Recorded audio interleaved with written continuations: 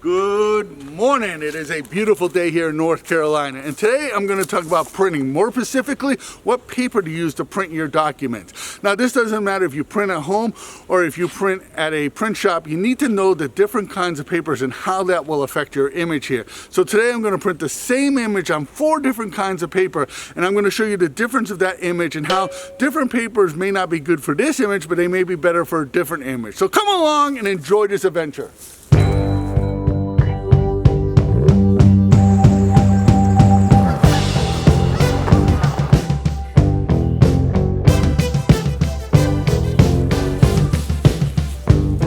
Talk about the image that I used to take these or print these images here, and this image was taken in Arizona. It's a panoramic that I really kind of struggled with on how to present this image or where to present it. I came to the realization that you really need to have a large image of it. So I printed this image 4 times, and these images are 13 by 19 inches, and this is a very large image here. And the reason why I chose this image is I didn't know how it really would affect for each image. So I printed this image on 4 different kinds of paper.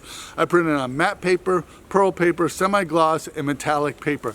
And I wanted to see how each different kind of paper really affected the image here. And the first image I want to talk about is this matte image that I printed here. Now with matte paper, you tend to have a little bit more washed out colors here. It almost looks a lot softer, and that's what matte paper does because it absorbs so much ink, it makes it look really soft, or almost, I don't want to say out of focus, but a lot softer than a really hard tack image that you would normally see.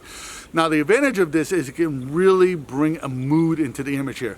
Here's another image that I took that I printed on matte paper. This image I call Left Behind, and the thing I love about this image is the matte paper just draws you into the image. This image was photographed on a really foggy day in South Carolina, and this image just draws you in, and you feel like you're part of the image, and you start asking yourself, who's left behind? Why did they leave behind? Who left who behind? That kind of stuff. And it's just adds a little bit of story to it. So matte paper really can be useful for, especially for black and white images that you want to have a really moody feel if you take on a really foggy day or anything like that. Matte paper can really add to that image here. But like I said, it will soften your image and it will definitely mute the colors. So matte paper is one of those papers that I use for Pacific paper, almost as sense like an artsy fartsy kind of image here, or a more dramatic image is where I would use matte paper.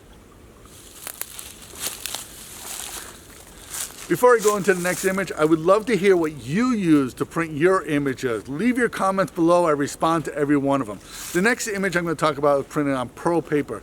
This is my go-to paper when I talk about landscape photography. When I'm shooting any kind or printing any kind of landscape image, pearl is the paper I go to from there. And if I need more detail, I will go to a semi-gloss image here. And if I think that the image needs to be a little bit moody, I will go to a matte paper. But usually I start with pearl paper. I usually have 2 or 3 boxes of pearl in my my closet of paper where that stuff's ready to go, and this can really be an image that I can use. Now the drawback to pearl is you don't get that detail in the whites and the blacks that you do in a semi-gloss or a metallic paper, but it's not as washed out as in a matte paper. So if you're like thinking about where to start and you got a landscape photo and you're not sure which way you want to go with it, print it on a pearl paper first and then decide if you want to print a matte or if you want to print on a semi-gloss image. The next image I'm going to show you was printed on semi-gloss paper. Semi-gloss paper is a great paper if you want detail. When photographing animals, it will show you the feathers on the birds. It will show you the hair on an animal. It's incredibly detailed. It has a lot more contrast than pearl and matte paper does. It is a paper that I go to, is my first paper to go to. It shows incredible detail. It does have a sheen to it, and I know a lot of landscape photographers don't like that sheen and they will use pearl paper instead of semi-gloss paper. But semi-gloss paper is great if you need a lot of detail.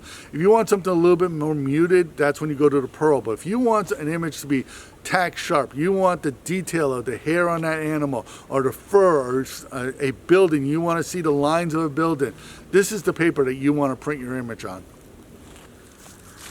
Well, the next image I'm going to talk about was printed on metallic paper. Metallic paper is almost the extreme opposite of matte paper. It's a paper that you really need to have that specific image in mind when you print it. Now, it shows incredible detail. It will show detail that semi-gloss doesn't show. It is an incredibly powerful image here. Now, one of the drawbacks to metallic paper is that any flaw in the image will become apparently obvious. So if there's a problem with printing, or if there's a little bit of a wave when you frame the paper, it will become incredibly apparent. If there's a fold or anything like that, it will show up immediately. The other thing with it too is it's got a sheen with it. It's nowhere near the old glossy paper sheen, but it's still a sheen that's on it. And if you don't want any kind of sheen, or you want to limit your sheen, go to semi-gloss paper. The other thing about metallic paper is that it just draws fingerprints. You have to wear gloves when you're using metallic paper, because you will definitely, every fingerprint that you put on that image will be seen by everybody. It also attracts a lot of dust. I'm not sure exactly why that happens, but it draws a lot of dust. With all that being said, if you have the perfect image for metallic paper, an image of an animal or some kind of building or something like that, and you want incredible detail in your image here, this is the paper that you want to use. It's a very powerful image. It can make an image even more powerful. But other than the sheen and the detail, if you can really get past all of that, this can be an incredible paper that you can print an image on.